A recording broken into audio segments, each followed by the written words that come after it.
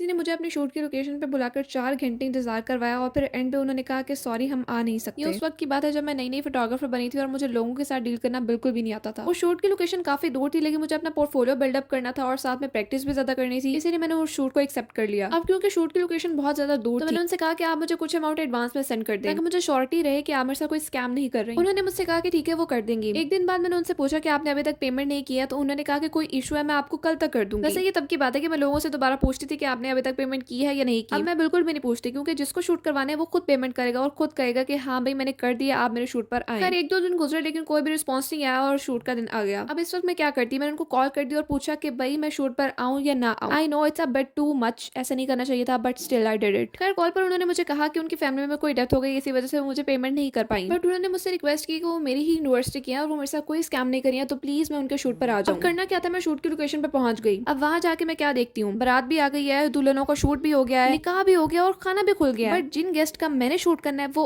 अभी तक नहीं आए। नाउ द थिंग इज कि एक पूरी फैमिली ने मुझे अलग से बुक करवाया था कि मैंने आकर सिर्फ उनका शूट करना है। पहले तो 2-3 बार कॉल करने पर उन्होंने मुझे यही कहा कि हमारी गाड़ी खराब हो गई है, हम रास्ते में हैं। बस फिर जब एंड में सब कुछ हो गया, निकाह भी हो गया, खाना भी खुल गया, तो उनके मुझे एक लास्ट कॉल आई जिसमें लड़की रो रही थी एंड शी वाज लाइक कि हमारी लड़ाई हो गई है शायद, इसलिए हम नहीं आ सकते। एंड शी सेड कि वो मेरी सारी पेमेंट कर देंगी क्योंकि मैं उनके कहने पर शूट की लोकेशन पर आई थी। लेकिन मैं किस बात के पैसे लेती जब मैंने कोई शूट ही नहीं किया था। सो आई टोल्ड हर कि आप बस मेरी राइड का फेयर पे कर दीजिएगा। एंड गेस व्हाट, आज इस बात को 3 से ज्यादा महीने होने वाले हैं और अभी तक उस लड़की ने मेरी राइड का फेयर नहीं पे किया। And that's all for today. इन गलतियों से ही इंसान सीखता है। Hope you guys have enjoyed it. Okay bye.